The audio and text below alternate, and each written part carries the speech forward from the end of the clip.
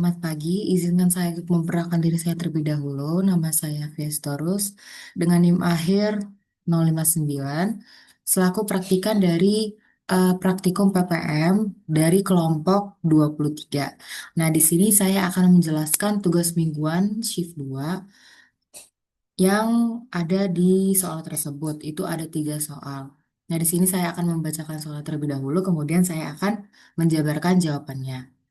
Yang untuk nomor 1, perusahaan minuman ingin menerapkan rencana sampling tunggal untuk menjamin kualitas produk. Diketahui AQL-nya itu 0,6% dan risiko produsen sebesar 4%. Di sisi lain, pelanggan menetapkan LQL 2,8% dengan risiko 12%. Tentukan rencana sampling yang tepat berdasarkan parameter tersebut. Kemudian soal nomor 2, tentukan perencanaan sampel tunggal dengan ukuran lot sebesar 2000 unit suku cadang. Perusahaan menetapkan AQL sebesar 0,7% dengan resiko produsen sebesar 2% serta LQL-nya itu 3% dengan resiko konsumen 10%. Kemudian soal terakhir itu ada perusahaan tekstil melakukan pemeriksaan terhadap satu lot berisi 7.000 produk, di mana rata-rata cacat yang ditemukan adalah 2%. Kemudian AQL-nya itu sebesar 2% dengan resikonya itu 6%, dan LQL-nya itu 4% dengan resiko 8%. Nah, di sini ada 2 alternatif sampling yang tersedia. Itu yang A itu ada N1-nya sama dengan 80, C1-nya sama dengan 4, R1-nya sama dengan 8. Nah, yang kedua itu ada N1-nya sama dengan 120, C2-nya sama dengan 6, kemudian R2-nya itu sama dengan 12. Nah, di sini kita disuruh untuk menghitung nilai probabilitas penerimaan lot dari kedua alternatif di atas. Nah, kita tentukan manakah yang lebih sesuai dengan syarat AQL dan LQL-nya.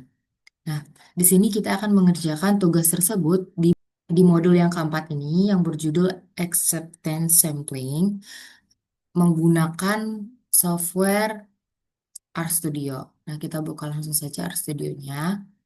Nah, untuk soal nomor 1, kita langsung saja ke hasil dari yang sudah kita run di sintaks. Nomor 1, kita pertama sekali itu menginstal package. Nah, kita install package yang acceptance sampling. Kemudian kita aktifkan package-nya. Nah, di sini kan sudah berisikan berdasarkan soal nomor 1 tadi kan, di mana AQL-nya itu sama dengan 0,06. Itu artinya si nilai acceptable quality level atau cacat yang masih bisa diterima produsen itu sebesar 0,6%. Sedangkan si alfa untuk nomor 1 itu kan kita dapat sebesar 0,04. Artinya risiko produsennya itu kan tadi ada 4%. Nah, itu artinya, nah di sini kan ada risiko produsen kan, di mana nilai itu didapat dari 1 dikurang si alfa. Nah, 1 dikurang alfa berarti 1 dikurang 4% sama dengan 96% atau 0,96. Nah, itu untuk menghitung peluang diterimanya lot yang baik. Nah, kemudian kita definisi ini parameter konsumennya. Di mana tadi kan LQL-nya itu sebesar 0,026. Di mana tingkat cacat tertingginya yang masih bisa kita terima, masih bisa diterima oleh konsumen itu sebesar 0,8%. Nah, tadi kan ada resiko konsumen kan. Resiko konsumen itu sebesar 0,12 atau resiko produk buruk diterimanya itu sebesar 12%. Nah, pertama sekali yang kita lakukan adalah membuat rencana sampling. Nah, di sini kita akan membuat rencana sampelnya di mana kita pertama sekali tuh em, mencari kombinasi ukuran sampel dan kita cari nih batas penerimaannya menggunakan parameter AQL, LQL, alfa, dan beta. Nah, tadi alfa dan beta itu adalah si peluangnya. Nah, kemudian kita cari untuk si PRP dan CRP-nya atau Producer Risk Point atau Consumers Risk Point. Nah, untuk kita mengevaluasi si rencana sampling di mana kita pakai assess untuk mengevaluasi apakah si rencana sampling ini memenuhi risiko produsen dan konsumen. Sehingga hasil yang kita dapat dari PRP dan CRP, di mana untuk PRP itu kita dapat nilainya sebesar em, 0,97, sedangkan CRP sebesar 0,11. Nah, dapat kita lihat kalau misalnya di PRP itu dia melebihi kan, sedangkan di CRP dia kurang dari. Nah, artinya dia itu sudah sesuai dong dua-duanya. Dari sini dapat kita simpulkan untuk hasilnya itu di mana untuk ukuran sampelnya atau sampel yang diambil itu sebesar 273 sampel dan lot yang diterima itu kita dapat melihat ini kan kalau misalnya yang accept itu sebesar 4 dan reject itu sebesar 5. Artinya, lot diterima jika si cacat produknya itu kurang dari 4 dan ditolak apabila dia itu lebih besar dari 5. Nah, jadi eh, langkah terakhir untuk soal nomor satu itu kita membuat kurva karakteristiknya. Di mana untuk interpretasi dari si kurvanya itu kita sumbu X itu berisikan terkait dengan persentase cacatnya. Kemudian sumbu Y itu berisikan terkait dengan peluang penerimaannya. Nah, di sini untuk eh, kesimpulan dari gambar tersebut, yaitu kita dapat melihat kan untuk proporsi cacatnya nih, semakin besar si proporsi cacatnya, maka semakin kecil peluang lot yang diterima. Makanya bentuknya tuh dari kiri ke kanan. Nih, dari kiri ke kanan. Nah, berarti untuk soal nomor satu, kesimpulannya bahwa tadi kan P accept-nya kita dapat 0,97, artinya dia lebih besar dari 0,96. Sedangkan si LQL-nya itu dia 0,11 atau sama dengan 0,12.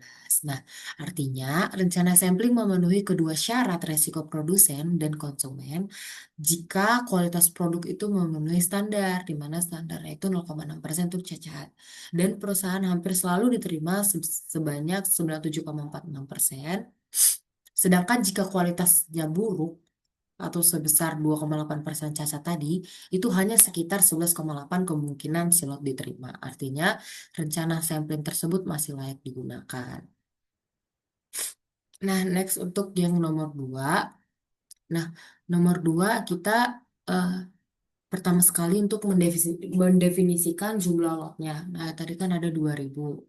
Nah, kemudian kita masukin AQL dan alfanya sama seperti yang tadi, di mana resiko produsennya itu kita dapat nilainya dari satu dikurang si alfa. Berarti sisa 98% atau 0,98.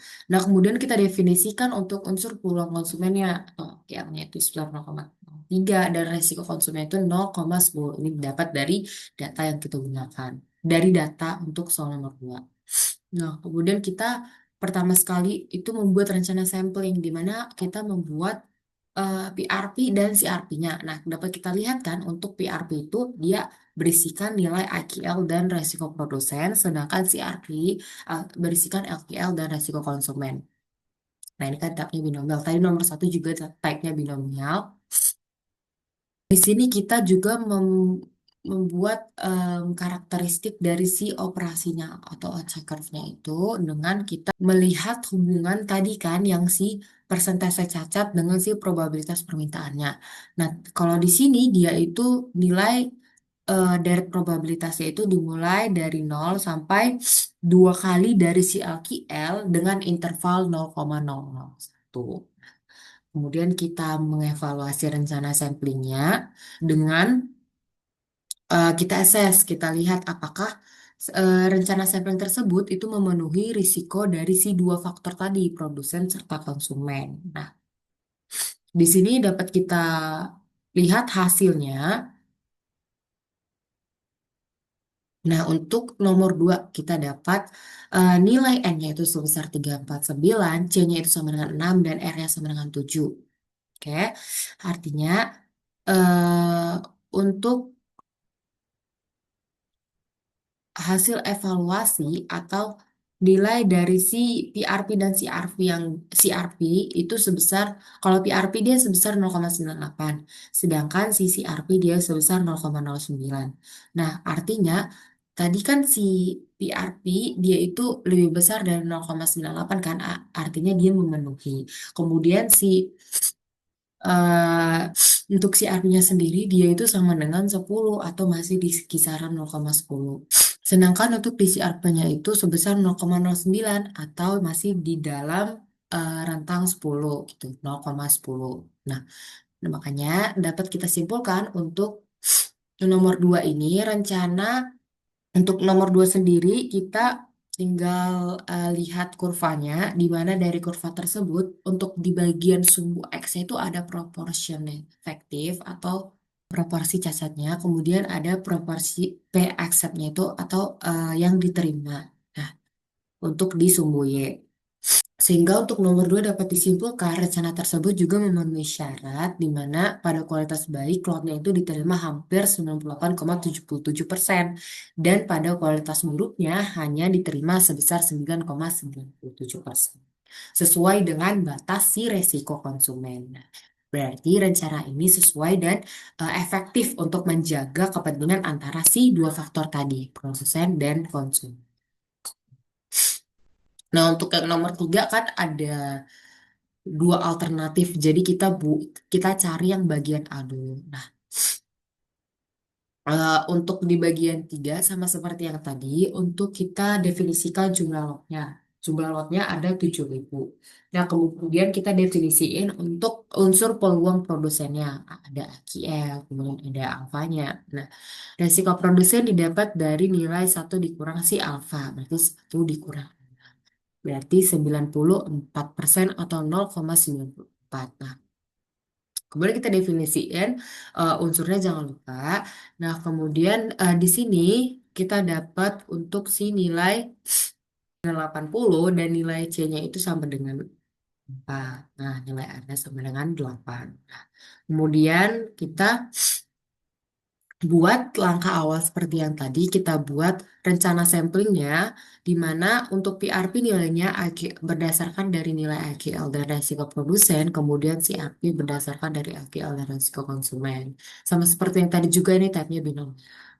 Nah, kemudian di sini kita menampilkan rencana samplingnya untuk di bagian nomor 3A, dia itu, dia itu eh, untuk si deretnya itu dimulai dari nol sampai ke 2 kali dari si LQL-nya, kemudian dengan interval 0,01. Nah, kita evaluasi untuk melihat apakah sudah terpenuhi dari si produsen maupun konsumen. Nah, kemudian kita dapat nih untuk hasilnya nomor 3A. Nah, di 3A sendiri kita dapat hasilnya itu untuk si nilai N-nya itu sama dengan 80, C-nya itu sama dengan 4, dan reject-nya itu sama dengan 5. Nah, sehingga PRP-nya itu bernilai 0,977, sedangkan si RP itu bernilai 0,78. Nah, dari sini dapat kita lihat kan, kalau misalnya oke, dari si 0,94 ini tergolong memenuhi karena dia lebih besar dari 0,97 ini memenuhi karena dia lebih besar dari 0,94 untuk di PRP. Nah, sedangkan di CRP dia itu tidak memenuhi. Kenapa? Karena dia itu lebih besar dari si 0,7 sehingga dia itu tidak memenuhi. Nah, berikut ini untuk interpretasi dari kurva untuk nomor 3A, di mana untuk defeknya em, itu di bagian sumbu X. Nah, untuk di sumbu Y itu yang diterima. Nah, kemudian next ke yang B, itu yang B kita dapat N-nya itu sebesar 120, C-nya itu 6, kemudian N-nya 12. Nah, pertama sekali kita langsung saja masukin si rencana sampling, di mana kita di PD-nya itu si